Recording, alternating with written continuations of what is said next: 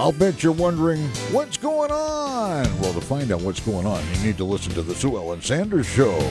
Weekends right here on WPSL. And right now, getting the show on the roll, here's Sue Ellen Sanders. Welcome to the Sue Ellen Sanders Show. And, I don't really want to feel like I'm doing a radio show that's all coronavirus all the time. And it's not, because my guest today is someone that can help with a lot of different issues, and but also would be somebody that could step in and give us some good advice during a pandemic, when we're all, depending on how you look at it, either stuck at home or lucky to be home. Cindy Krosky is actually a management consultant that we've worked with before, and she is with Achieving Corporate Excellence. And you may remember a few years ago, probably more than a few years ago, right, Cindy? I had her on the show pretty frequently, but she's been doing a lot of traveling since. She suggested that she could come and talk about stress and stress management. So welcome to the show, Cindy. Glad you're here. Thank you. It's a pleasure to be back. And actually, social distancing, she's not actually in the studio, but you'll see her picture next to mine on the video if you watch the YouTube part of the show, if you rewatch this. It's something that we deal with every day in every way, no matter whether we're stuck at home with the people we used to love or sounds like I may have to go into my LCSW new marital therapy now.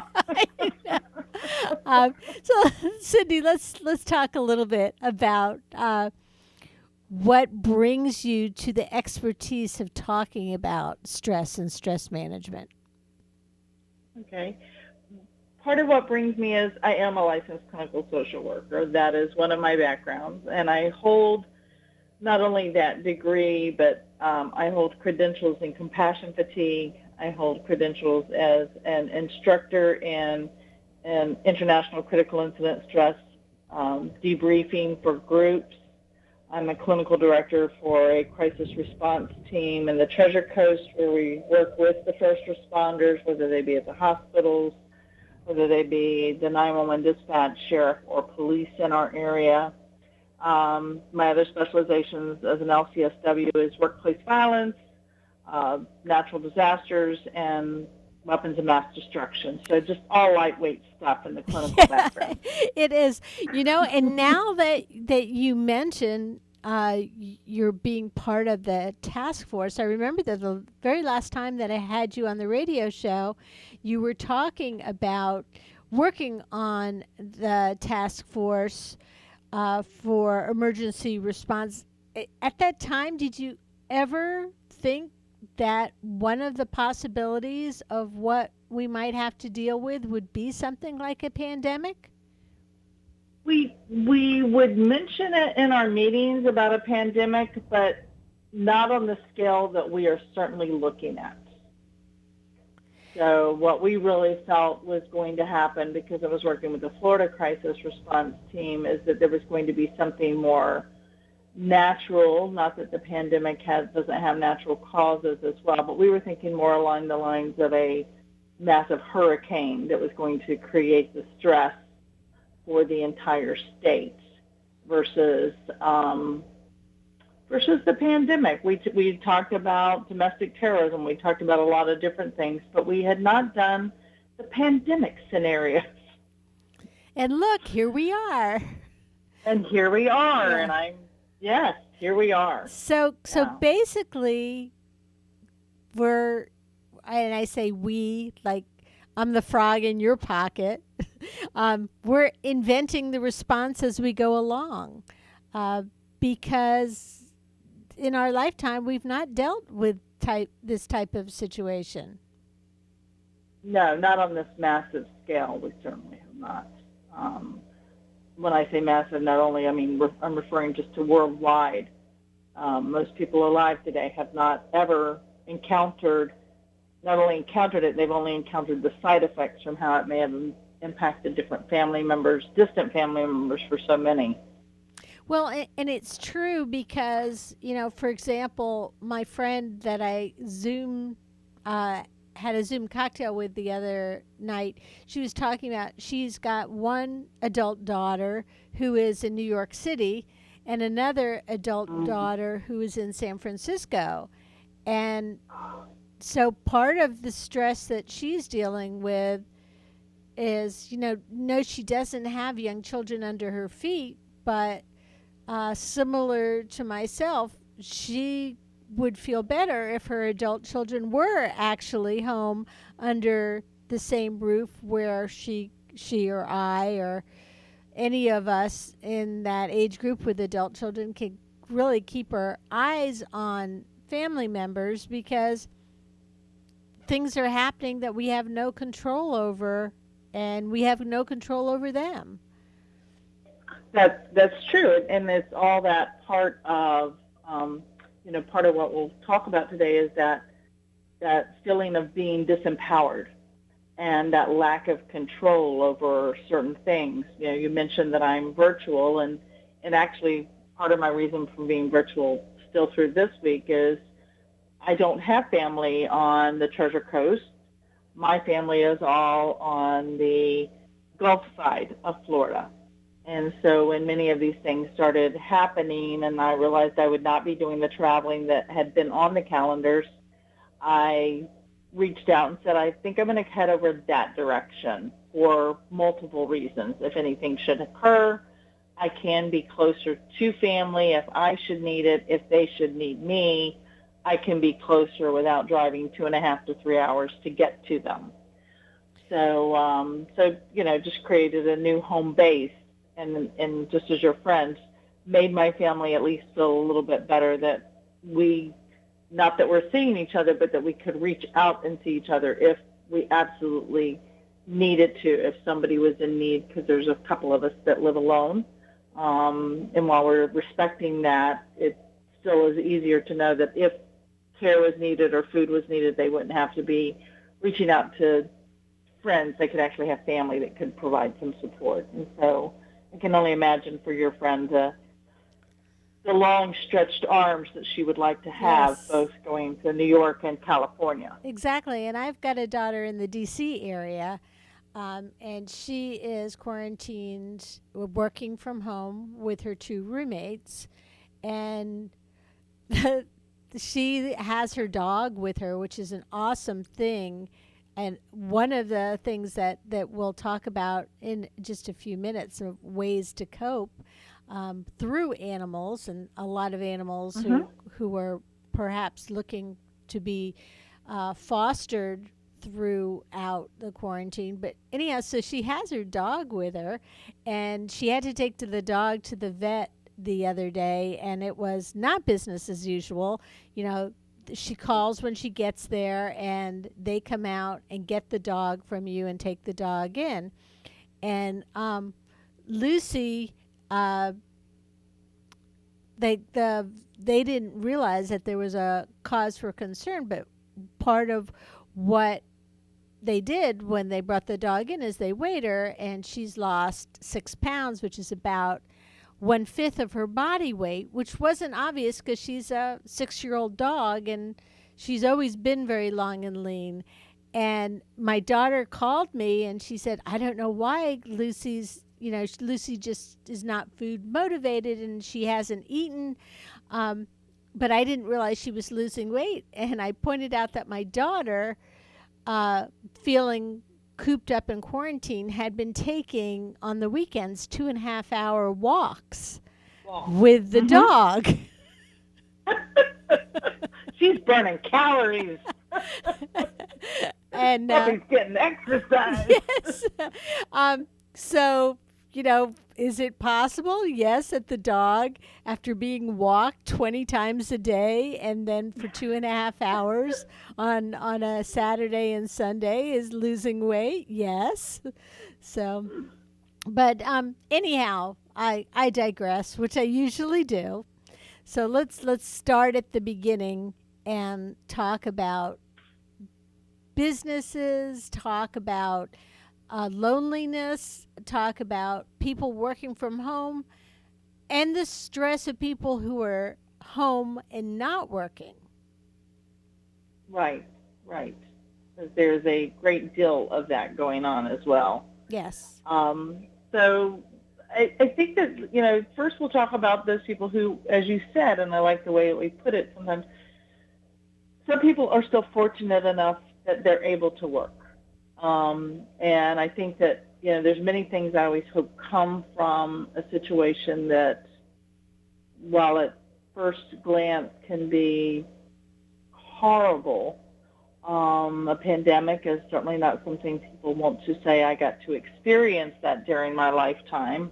But when they come through on the other side, they're able to make it all the way through, which we hope many people will, then they can say, I survived this, and these are lessons learned. And so one of the things that I'm hoping some people will learn is that for those that still have jobs, they get to go to work, whether it's from home or if they are able still going into a building. And the phrase a lot of people in the past have always said is, I have to go to work. And now I'm starting to hear people saying, I'm lucky I am still able to work.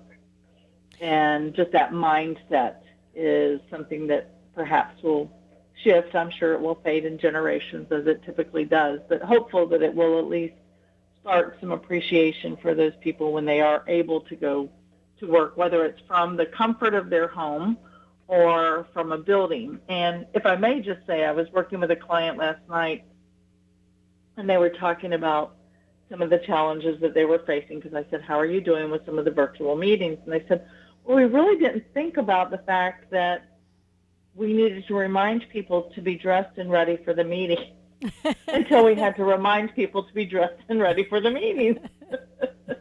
So you may be working from home, but that doesn't make it pajama day all day long, especially if we're having a virtual meeting, that you still need to be dressed and ready, at least whatever we're going to be able to see, and how to take a look at where that home environment is.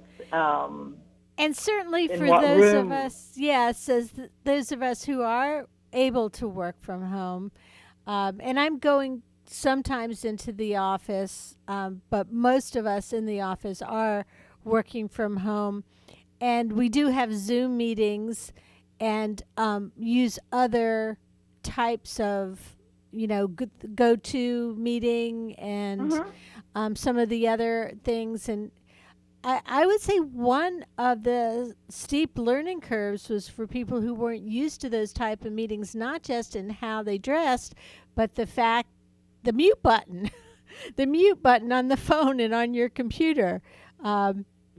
Figuring out where it is before you need to know that. And figuring out other things like if it's garbage day and the dogs are barking, and where you need to be situated, and then carving out areas of your own if you got multiple people in the family and you're all working from home. Some of us are louder than others. Again, just trying to figure that all out is really important, and I think perhaps I had some head start on that simply because, one, my office has been based out of my home for several years, even when I had a teenage daughter living at home and my husband was there, and just sort of being aware of that. And then as a therapist, even having done work in an office, being aware that there was still a hallway. And so using white noise machines was something that I traveled with white noise machines. I'm working with a company, and that was before cell phones. You could get the app. And I would go in to have a confidential conversation with SueEllens, but we happened to be sitting right next to an administrative professional or maybe the CEO's office, and that was the only spot we could have. And she didn't want, you don't want the conversation heard. So I would carry my white noise machine with me and put it in the room Oh. and you can, help block some of that. yeah, and you can probably get a lot of that stuff online. And it is online, yes, Yeah, absolutely. well, Today you can download the app, you can download it on your computer and have it playing where it's just off in the distance somewhere, and then it just keeps that noise from creeping in under the doors, and it just is so helpful to do that.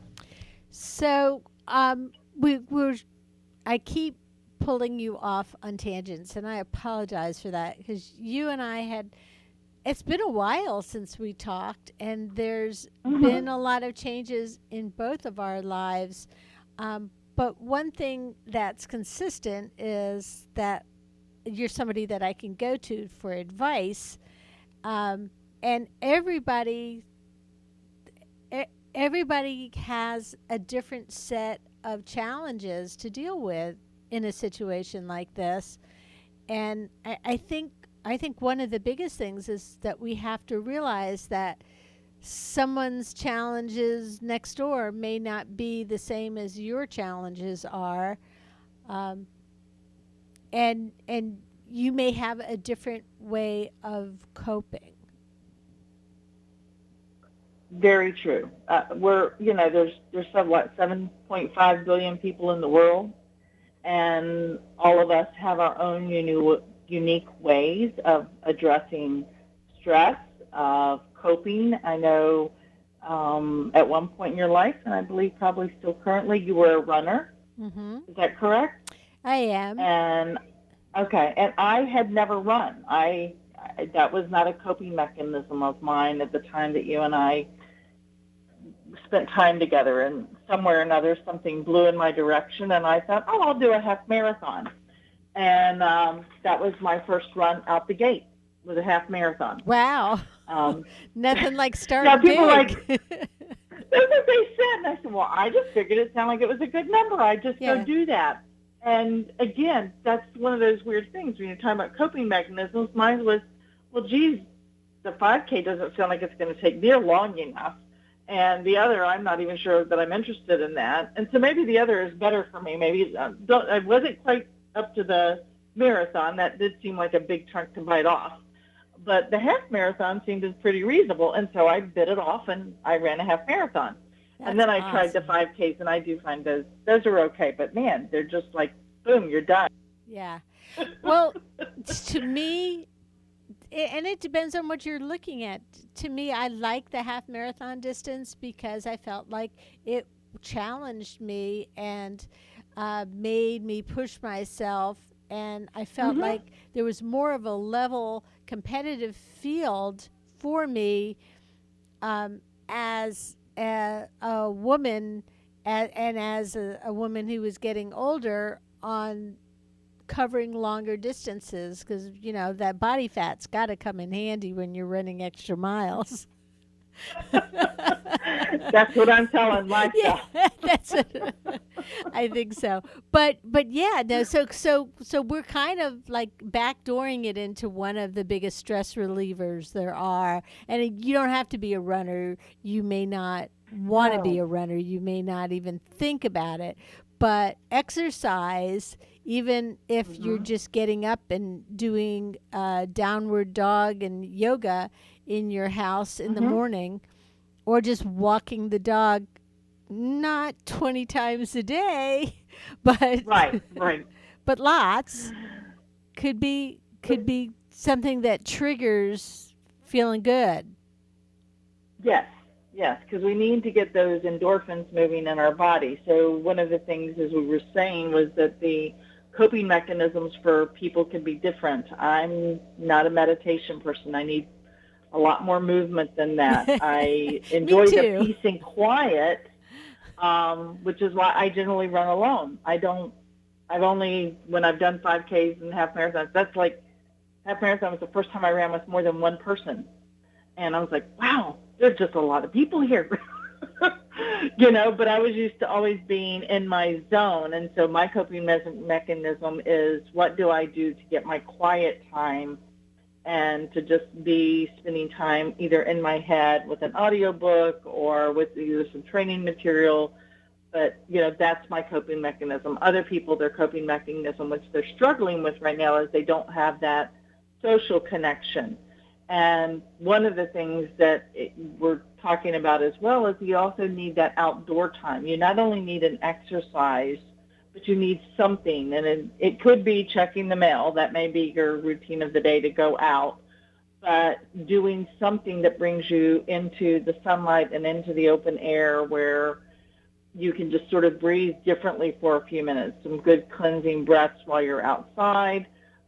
You may need to go back inside because the pollen count might be high and whatever, but some outdoor time. I went for a walk the other evening, and it was really cute. There were people on both sides of the sidewalk, opposite street in the middle, had their chairs set up, had their wine glasses set out, had their little snacks. Each person, so it was a couple. They had theirs on one side of the street, and the other couple on the other side of the street had brought theirs. And so they weren't touching anybody or anything, but they were just talking across the road to each other and having a little Friday evening wine party with their snacks.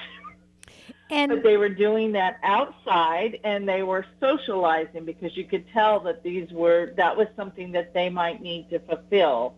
And again, just anything that, most of us do know each other in regards to what helps us feel better. And it's seeing how we can try to get that reinstated in the safest way possible. Well, I remember after the 2004 hurricanes, there was a lot of getting to know your neighbors because, the time period that I grew up in when I was a child,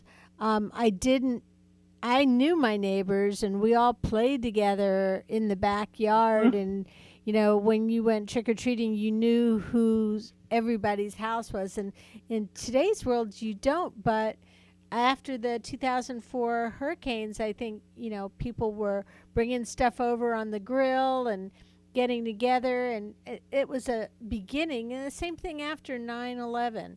And then now this is, it would have been probably more of a pleasurable learning curve if it had only been 2 weeks and nobody had died. But it is what it is, and we have no control over it. So, we do what we can. We, get outside. We socialize at a safe distance. What are some other things that we can do? And you talked about controlling other people. Well, sometimes you can control the people in your home or the people next door, but you really can't control anybody but yourself. Right. And I'm just to touch base on the neighbor thing, because I think one of the things that I have noticed being a person visiting a different neighborhood is that when people do come outside, whether it's to check the mail or to walk the dog, whereas the past few years that I've been in this home over in the Clearwater area, people would walk by and they didn't ignore you. They just didn't acknowledge you, if that makes sense. Mm-hmm. They were focused on their phone, or they were focused on their dog, or they were focused on their kids. And now I'm seeing people stop. They don't pause in your driveway or anything like that, but they just sort of pause, and it's like eye contact, like, wow, there's people. and we wave and they wave, because sometimes we're in the garage or out on the sidewalk coloring or whatever, but not in the pathway. And so I have noticed that people that normally wouldn't even know that we were necessarily in the same neighborhood are sort of just taking notice of that in a pleasant way. And so I think that part has been helpful. And a lot of people are obviously using technology to increase their socialization for those people that is important to them. And I'll go back to just the Zoom for a moment, or the go-to meetings or anything that creates that virtual appearance, that's really important for people because it still raises the endorphins for people and increases the dopamine level when they see a face versus it's increased by phone because we also get the audio. But when you do have, if you're a sighted person and you do have the visual capacity, it's increased even more. And that at a time of stress is really important that we can try to get that little extra boost that's a positive boost to our immune system when we have other things that could be draining us. So, and I think that some people are potentially taking advantage, properly taking advantage of this is a good time to catch up on some phone calls and get in touch with people that they hadn't. This is a good time. I'm a famous letter writer. That's what I like to do. And so I've been writing letters and notes to people that are not always, I have an older family that I come from. And while my 95-year-old aunt is computer literate and loves the computer, and so do my 80-year-old cousins and all of that, they still also very much enjoy mail. And so I've been taking the time to write them letters so that if they do go outside to check the mail, which they are because I get little text messages or an email that says, I got your note today, there's just something of a positive surprise for them. And so those are some things that we need to be able to do is to continue to find ways to be with people in the safest possible way. So well, we're talking not getting ourselves so isolated. We've talked a lot about the people who are working from home, and of course the kids are out of school and they're home and they're doing their schoolwork from home. But then you have the other half of people that are still working and that are going into an office. And, you know, God bless the healthcare workers and the doctors and the nurses and the people who are on the front line. But we shouldn't forget the rest of the people that are on the front line and take for granted the supermarket checker and the stock boys and the people at the gas station and at the drugstores, because we'd really be panicked if they weren't there. We would. And that's sometimes I think for this, a lot of people had not reflected deeply on what it took to have an infrastructure stay alive. And suddenly we're like, wow, that is the gas station attendant. That is especially in today's world, that is the cell phone carrier. Because a lot of people don't have home phones anymore. That is the plumbing person. We had a water leak that lasted for 4 days, and so it was like, okay, we absolutely need a plumber in this situation. We don't have a choice, and yet those may not have been people that you would first off bat have thought about. You might have thought about the grocery store, might have thought about. You would have definitely thought about a place to get at least a variety of things. So you may have thought about some department stores that sold groceries or those chain stores that sold multiple things. But then it's like, okay, but what about also the mail people? And today I had my phone broke this week. So, you know, it was, again, can I go to a store and get it repaired? What do I need to do? How do we handle these things? And when the FedEx gentleman pulled up today and, you know, we stood as far as my arm would reach and his arm would reach because he knew it was breakable in there, and he hands it to me, and I say, thank you. And he says, have a good day. And, of course, he's masked and everything. And I said, have a safe day, and thank you so much. And he just stopped and turned around and he goes, thank you. And I thought, because you're out here still doing things so that those of us can stay as safe as possible. Yeah. And that's just to be appreciated. When I got gas the other day, same thing. It's just like I felt so humbled that those people were still able and were still at work, so that I could make sure that I had the gas I needed when I get ready to drive back across the state.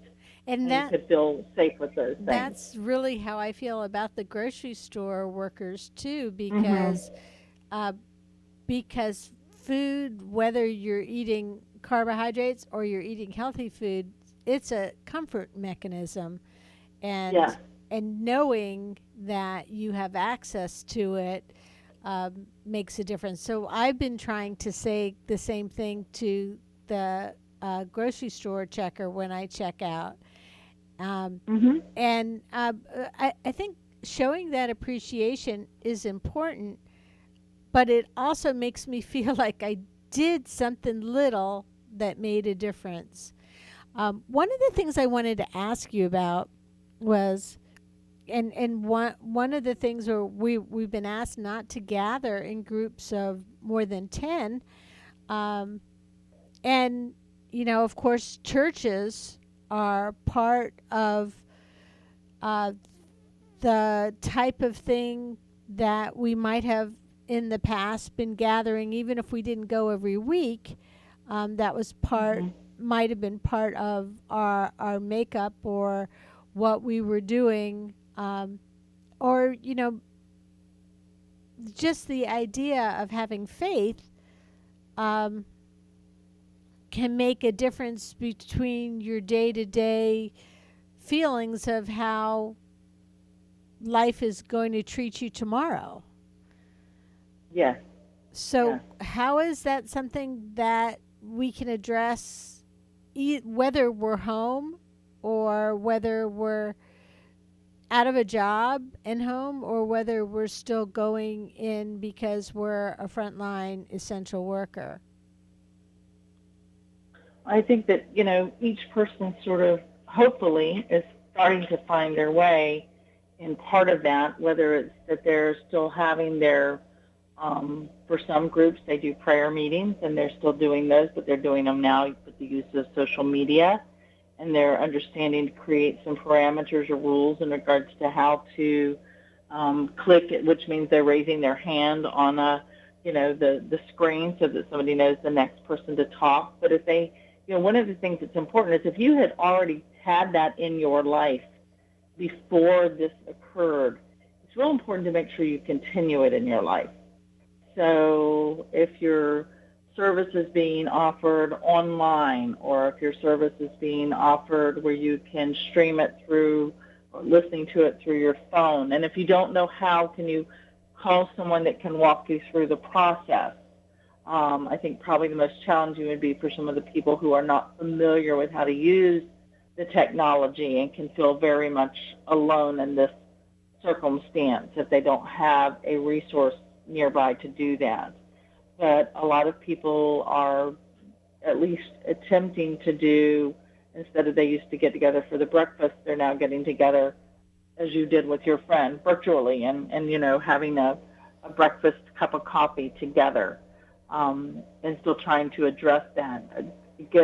A lot of families are finding that this is a little bit more of a time to remember to say, if they're a person that would remember to say prayers over a dinner of a special holiday, some people are becoming more attentive to just doing that on a regular basis, as opposed to waiting to a holiday meal.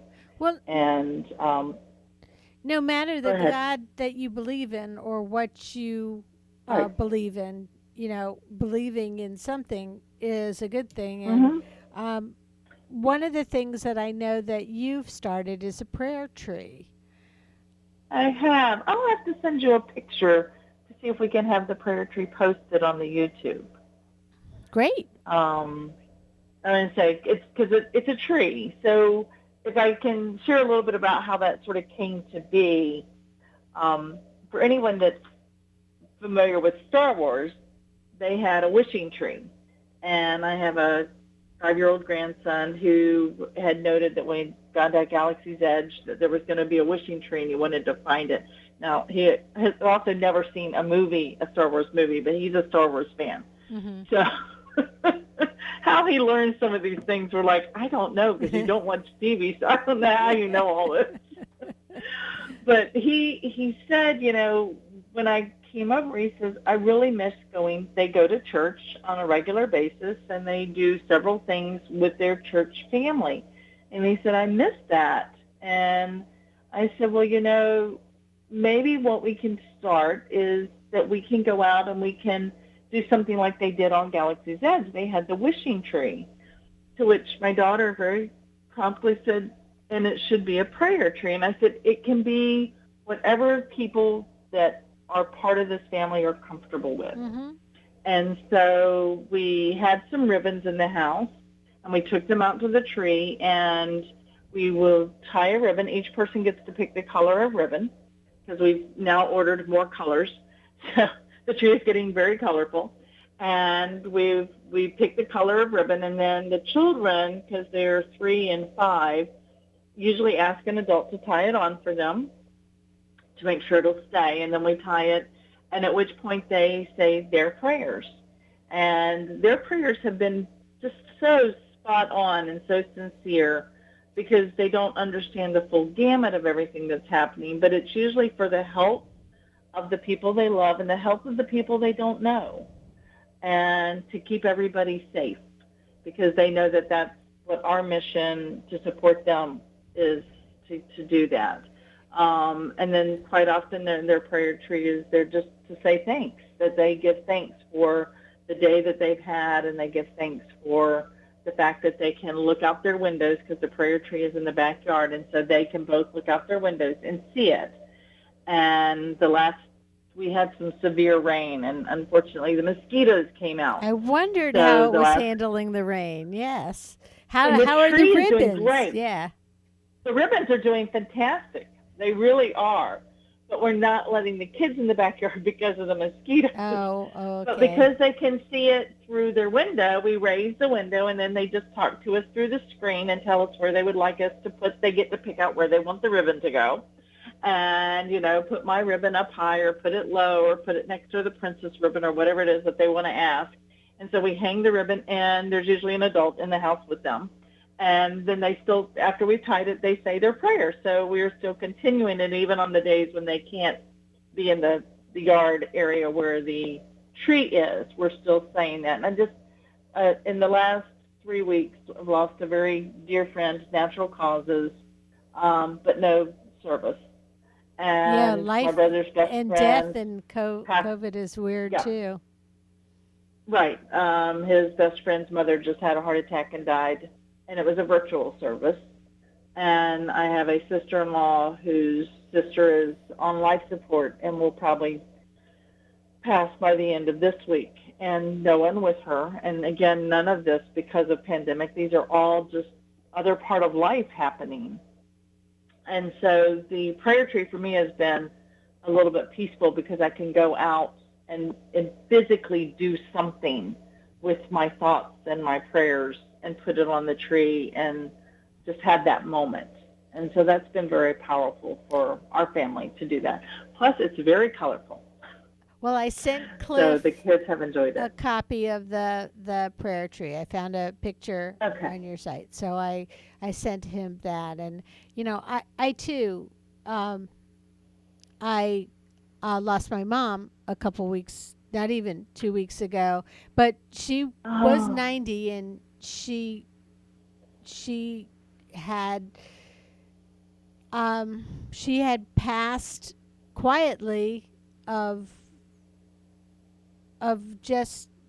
everything failing, but people could not be with her at the end, and she wasn't very responsive, and the nurse, she wasn't responsive at all, and the hospice nurse put the phone up to her ear so I could talk to her, but her eyes didn't open, and her hand didn't squeeze the nurses, and none of the things that you see in movies. But I felt like she heard me, and again, like you said, no service, and we're going to have a memorial service when COVID is over. But I feel like there's not an end to it. That right. I don't feel that there's closure, and I personally feel that it's better that she didn't see what life has become, and that she didn't suffer. But for me, I show my grief in different ways too, and I know puzzles were a part of our life growing up and even as adults, and so I've been doing puzzles because I thought that it brought me closer to my mom because she was a puzzle person. And actually, puzzles are, if you go online and you try to buy them, they're sold out all over the place, or they're back ordered till June. But they're a good way for you to exercise your mind and do something other than watch many hours of TV, which I feel like it's going to be strange when we're not doing this. I think it's going to be hard to get out of the habit, some of the habits that we've gotten into when the quarantine periods are over. I think, we're all going to probably weigh 10 pounds more and be used to going to work without shoes on. And but there's going to be a lot of positives that we got used to too, and one of them would be, appreciating, as you said at the beginning of the show, the whole going to work thing, and being around people, appreciating being around people. And seeing people differently, because one of the things is that for those people who've been more isolated, may not have 3 or 4 people in their home, but may be alone in their home. I think that they're going to have a new appreciation for just getting to see people, whether it's still 5 feet, 3 feet, 6 feet away, but just seeing people, period. And you made a comment that I think was very important, is when we were talking about just saying thank you to those people, such as the grocery store clerk, especially for the, however this phases itself out, so that we can begin to return to what form of life we once had. We may be re-entering a life where we are wearing a mask for a period of time. And where normally it would be a smile, with a mask on, they can't see it. They can see a glint of it in your eyes, but nothing near as important as literally remembering to say thank you. So we may become a little bit more verbal, but we are going to have to be, hopefully, cognizant of how we can continue to remain social with people, not become so tuned into television that we want to just stay in front of a screen all the time. When we don't have really to. Hoping, yeah. I'm hoping for the best. Right. I'm hoping for the best. It is. But, so back to the stress. We talked about the stress of being in quarantine and the stress of possibly being separated from your loved ones. But there's also the fear of something bad happening, of the fear of death or being sick, or your loved ones being sick. And, it is kind of is a circle in, you worry about it and then you don't get enough sleep, and then you're overtired and you worry about it more. So how do you set the worry aside and think about the positives? It's an intention. So just as when we get out of bed in the morning, that doesn't happen by accident unless you fall out of the bed. We really need to realize that everything in life that we do is intentional, unless you set the bag of M&Ms next to you on the couch, and then you pick them up, you got them there. They don't usually walk to the couch and have a seat next to you. There was an intention when you put them there, maybe not to eat the whole bag, which you may have done, but there was an intention in doing it. So I feel like you were in my house last week. So I really wasn't spying on Yes, anybody. I know.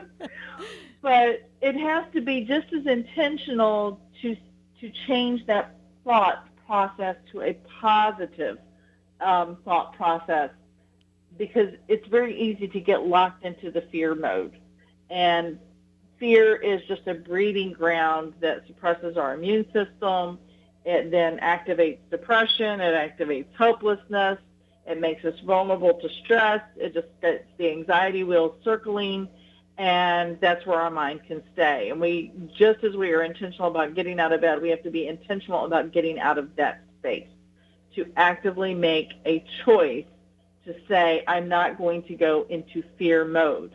I'm going to go into a place of positive emotions, of hope, of gratitude, and of support, because this will increase my resilience. It will help me develop better coping skills, and that's what I want. Wherever you direct your brain is where you will go. And I sometimes remind people to think of your brain as a 2-year-old. And if you've ever had a 2-year-old in your life, whether they be grandchild, niece, somebody that you stumbled across that, became a friend and had a 2-year-old, you don't want a 2-year-old to run your life, because they don't have enough sense to do it. And while we have wonderful brains, we need to help direct the brain on what to do. It will do many things for us to keep us safe. But in terms of some of the things, other than the breathing and the running of the organs, it'll just get all busy if it wants to. And you have to say, okay, we're not going to get busy on the fear. We're not going to get busy on thinking about what could happen. I want to think about what I want to happen. I want to think about, I'm going to do the puzzles because that helps me feel connected to my mom. I'm going to do the puzzles because that is better for my brain. I am going to go for walks because when this is over, I will need my body to be in better shape. I don't want to be wearing 10 extra pounds so that the first thing I do is have to go buy new clothes, because I have expanded beyond the waistband. Yeah. So it's making that shift into that positive mindset that we have to say, this is what I would rather spend my time on, is thinking positive than thinking negative, because negative is going to set us up for also potential for negative health outcomes, whereas a positive mindset sets us up to not only cultivate more self-confidence and encouragement, but it also helps us emotionally stay in a better place and physically. One of the individuals I'm doing some executive coaching with came from a really bad space before all of this got started, and they were like, oh my gosh, I can't believe how just starting the day off with what are the things I have to be grateful for starts changing my day, as opposed to, oh my gosh, I'm all by myself again, there's nobody here, my family's moved away, and going down that naysayer attitude. And they've just started in the morning to stop, breathe in the things you have to be grateful for. You stood up on your own today. There are people that aren't standing up on their own today. They aren't able to get out of bed. They aren't breathing on their own successfully today. If those are things that you're doing, then take a moment to breathe in and just to have gratitude for it. That in itself, even if you're struggling with fear, stress, and anxiety, if you can just give your brain an emotional break for a minute or two and let it know that there are things you have to be grateful for. And you even said it, sadly, with the passing of your mother, which I am very sorry that has occurred. My mother passed in October, and I miss her every day. Yeah. But I, too, have also said what you said. I'm glad she's not here to witness this, to fear this, or for me to fear this for her. Yeah. It was at least natural causes for her, and so there's a part of it. You found a way to be grateful, not because you lost your mother, but that even in the loss, there was something you could be thankful for. And when we can do that, we can find something to be grateful for every day. It may take us a minute, and we may have to call a friend to help them get the shovel and help us dig to find something to be grateful for if we're in a bad place. But there can be something to be grateful for.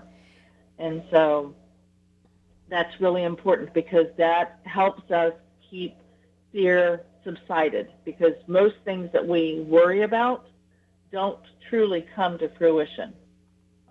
They get their life from being in our heads, but they don't come to the true full fruition of what we're actually experiencing on a day-to-day basis. One of the things that I thought that I had seen that was very positive, and we only got about 3 minutes left, but I just wanted to touch on the learning something new or teaching yourself something new, or signing up for there's a lot of courses that are online that are offering what they're doing free, or experimenting with, new recipes, or, instead of bemoaning the days of time we have, taking advantage of those days of time to do something new, to learn a new hobby, to try something new.